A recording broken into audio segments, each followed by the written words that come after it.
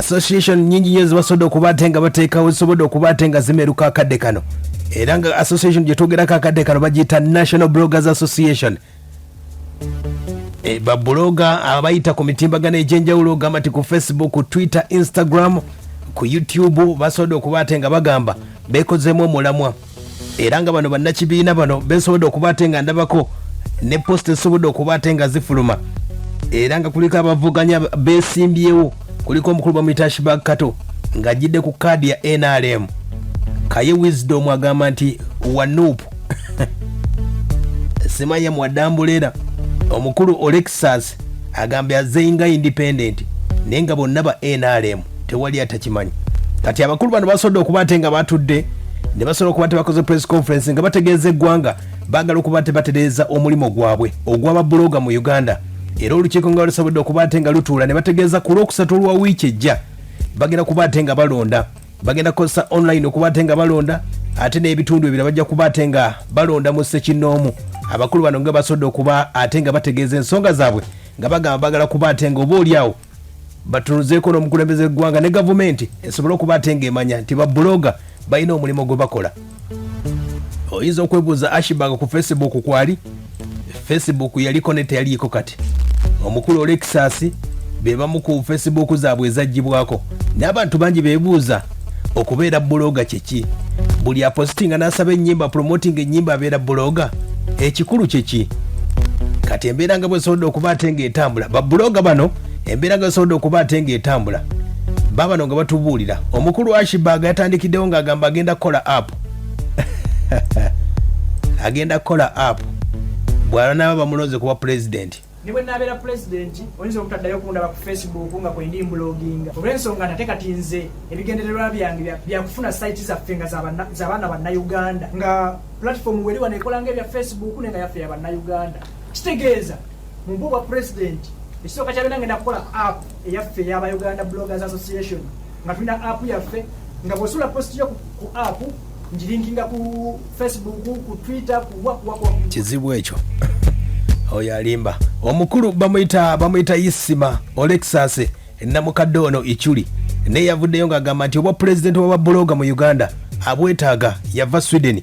Ndabireko ng'example ng'omuntu omukulu nti abato b'enkulembera bati babikola ate lwaki nze mbikola ki mbikola naye nga njagala okwesimbawo lwa transparency, trust and obwesigwa eri abantu.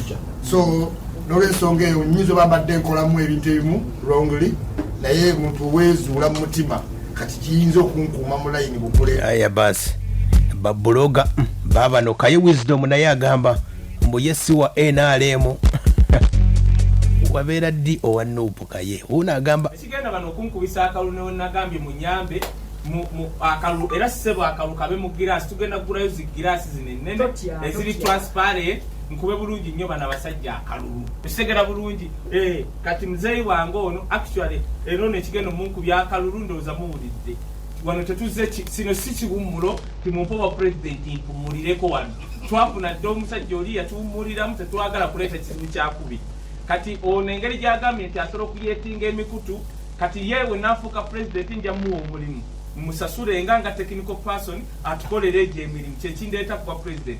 Aya basi ye Kaye Wisdom embeera nga bw'osobodde okubatenga etambula akadde kano oba oyogedde ku babloga mu Uganda toyinza kwerabira omusajja gwe bayita Matiti. Akadde kano alina following ndowooza esinga ku babloga bakola entertainment news zisobodde okubatenga zitambula ali mu 22 n'ezigwamu asobodde okubatenga avuddeyo n'awakanya abakulu bano n'ategeeza kino ekibiina kye basobodde okubatenga bakola tebamanyi mulamu gwa bloga tebamanyi kigambo bloga kye kitegeeza. Abasinga basobodde okubatenga bazza mu kintu kino abamu ba influencer abamu bibazza okubatenga bakola bloga ye kiki yategeeza. Akadde kano Matiti wuna tubuulira ensonga nga zisobodde okubatenga zitambula ba bloga. Activist ye muntu abeera mu society nga omulimo gwe kwe kupaswedinga abantu batekenge action sakirala asobola okukozingawo oba nga kiri social kankuwa ekyokulabirako. Tulina omukulu gwe bayita Isma Olexas.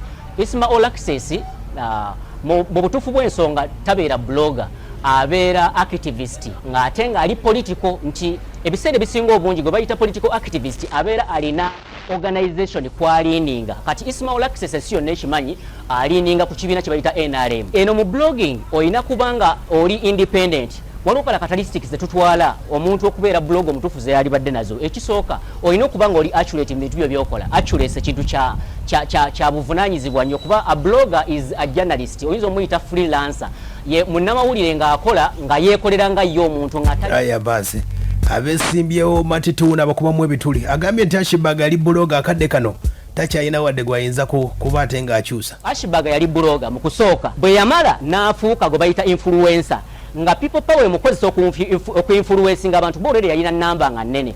NRM bwe yakimanya nti Ashibaga can influence people on social media neemukwata neemugula n'avaayo n'akola political influencing ng'agezaako okumatiza abantu nti people power bye bakola bikyamu kati kye bakola baba bakiyita influencing. Kitegeeza Ashibaga Kato is no longer a blogger. Ashibaga Kato bw'oba omwagala muyite social media influencer. Aya basi matiti agutegeeza asobodde okuba ate nga abasomeseza ekigambo blogger bakitegeera batya embeera nga bwetambula. Yagambye ekibiina tayinza kibeeramu wadde n'akamu wadde ng'ebiramwa gyabwe gya kugendako sayidi z'eggulu eyo nga bw'omanyi nti waliyo omukulu atera okuba ate nga bajja mu mbeera embi.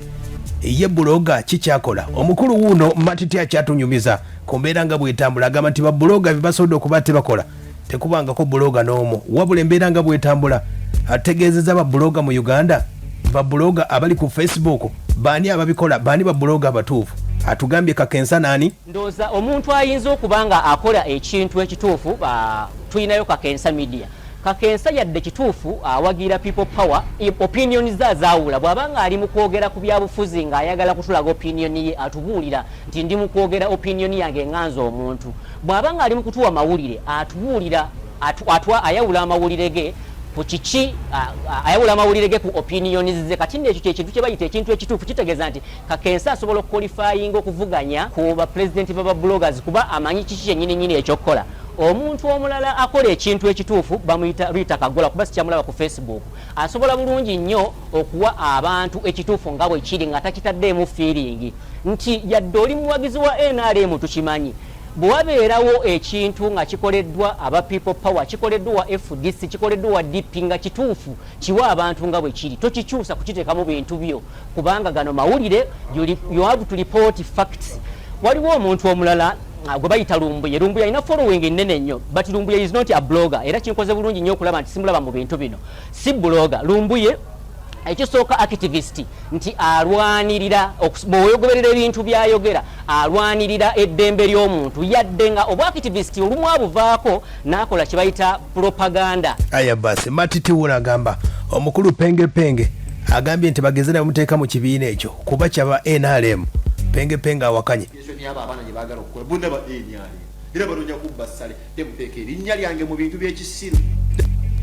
Ye mukulu penge bw'asobodde okuba ate nga abategeeza. Olexas ye akyalemeddeko ng'agamba nti obwa pulezidenti w'abablogger ye wadde matiti ayogedde bw'atyo ye akyabwagala. Amannya agange nze All Access Isma oba Mene agadde ayinza tusuubira nondebwa oba nominating bwa okubanga neesimbawo ku kifo ky'obwa pulezidenti w'abablogger mu Uganda kinene nnyo naye simbadde sinza gaana mu kisoogo era nga baganda bange bengenda okuvuganya nabo Ashibaga Kato namulabirako mu kintu kino ne mukulukayo Wisdom naye nandabirako naye kalulukano lwa nsonga bbiri. Aya basi ensonga zikyagenda mu maaso bablogger abatuufu abeesimbyewo tewali wadde ayinza kuweza mitwalo 10 ku Facebook. The blogger is someone atula to analyze objectively that issue. Okitegedde ssebo taata kyekyo kakati osimanyo bansolo kamudiremu answer mu Luzungu kwata someone who writes on a daily journal or a website simply like that.